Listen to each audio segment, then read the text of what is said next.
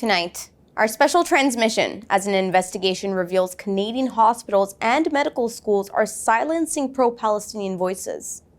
Assalamu alaikum and good evening. This is Muslim News Canada on Muslim Network TV. I'm Zahra Sayed. Today is the 149th day since Israel started its indiscriminate war against Palestinians. Despite mounting international pressure for a ceasefire, Israeli airstrikes persist. In the past 24 hours, at least 124 Palestinians have been killed in Israeli attacks. 210 have been injured. Palestinian Health Ministry is terming these attacks as massacres against civilian families. 13 people have been killed by Israeli forces in Rafah. The forces have also targeted a temporary mass grave in the Jabalia refugee camp in northern Gaza.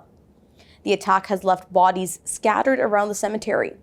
Israeli forces continue to conduct operations in Khan Yunis. They've captured 80 Palestinians, whom they refer to as Hamas fighters. Gaza faces a dire medical situation. More than 1 million Palestinians are suffering from infectious diseases. 16 Palestinian children in Gaza have died due to a lack of food and malnutrition. UNICEF is warning of more child deaths unless humanitarian aid is provided to the civilians trapped in the besieged enclave. Israel has arrested 55 people during several overnight raids across the occupied West Bank. On the international front, towns of Hula and Markaba in Lebanon have been bombed with phosphorus by Israeli forces. The bombardment comes after a missile attack on Israel's Margaliyat settlement. In Egypt, negotiations for a truce between Israel and Hamas have resumed. The U.S. is indicating Israel's acceptance for a ceasefire framework. However, Israel abstains from the talks and has demanded a list of prisoners from Hamas. The death toll continues to rise. At the time of writing, at least 30,534 Palestinians have been killed. Another 8,000 are presumed dead under the rubble. 71,920 are injured. Israel's revised death toll from Hamas's attacks stands at 1,139.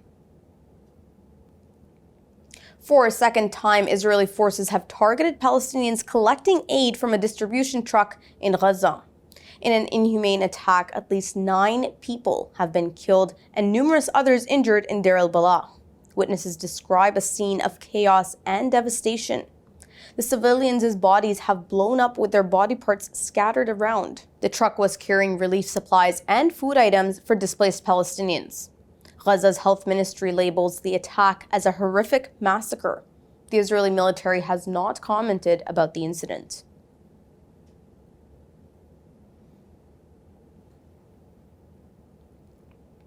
The U.S. is pressuring Israel to permit Muslims to pray at Jerusalem's Al-Aqsa mosque compound during Ramadan. State Department spokesperson Matthew Miller says it is very important to grant peaceful worshippers access to the mosque. Palestinian resistance leaders are calling for mass attendance at Al-Aqsa to break the siege. On the other hand, far-right Israeli Minister Itamar Ben-Gvir is urging his government to bar Palestinians from offering prayers at the mosque. Ben-Gvir says due to security concerns, Palestinians should have limited access to the mosque.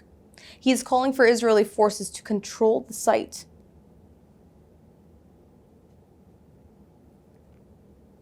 In a rare criticism of Israel, U.S. Vice President Kamala Harris has called for an immediate halt to the fighting in Gaza. She is demanding a 6-week ceasefire so that humanitarian aid can be provided to the trapped civilians.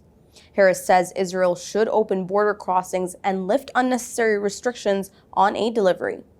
Harris condemns the recent tragedy in which over 100 Palestinians were killed while collecting food aid in Gaza. Harris's remarks come amid mounting pressure on President Biden over his support for Israel, particularly in battleground states like Michigan. In a recent primary election, there have been a significant number of uncommitted votes in Michigan. Analysts say Biden's position on Gaza could impact the upcoming election.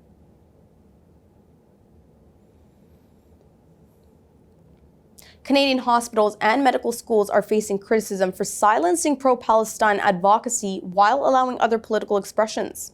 An investigation carried out by an online news outlet, The Breach, shows medical schools and hospitals retaliating against pro-Palestinian voices.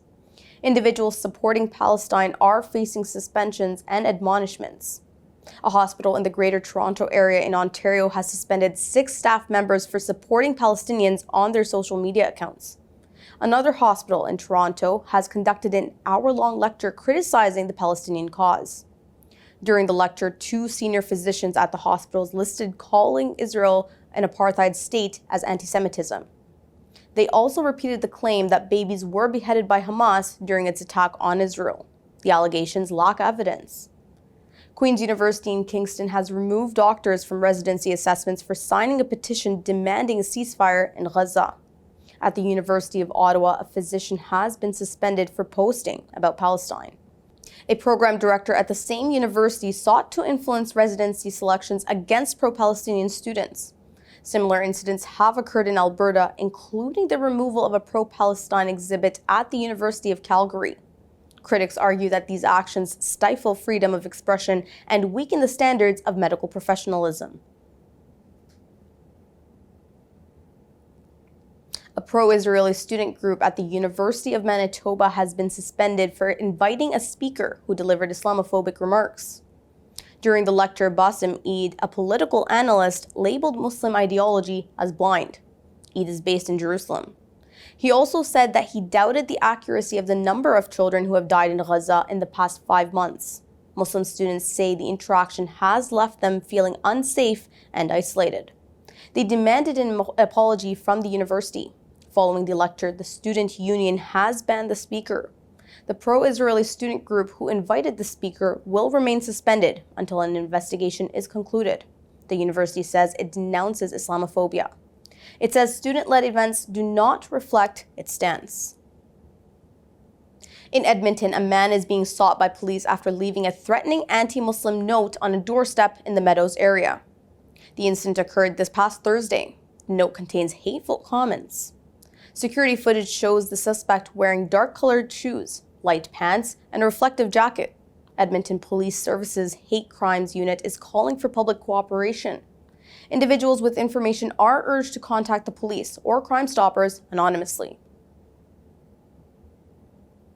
Mixed martial arts pioneer Royce Gracie has converted to Islam. The legendary Brazilian jiu-jitsu fighter made the announcement on a recent episode of The Dean Show. The show is hosted by Muslim influencers Eddie Redzovic and Sheikh Uthman ibn Farouk. Gracie is also a former UFC tournament champion. The news comes after Gracie's social media posts supporting Israel caused a controversy. However, his subsequent meeting at the Dean Center provided him with a deeper understanding of the Palestinian perspective. He ended up taking his Shahada, also known as a testimony of faith.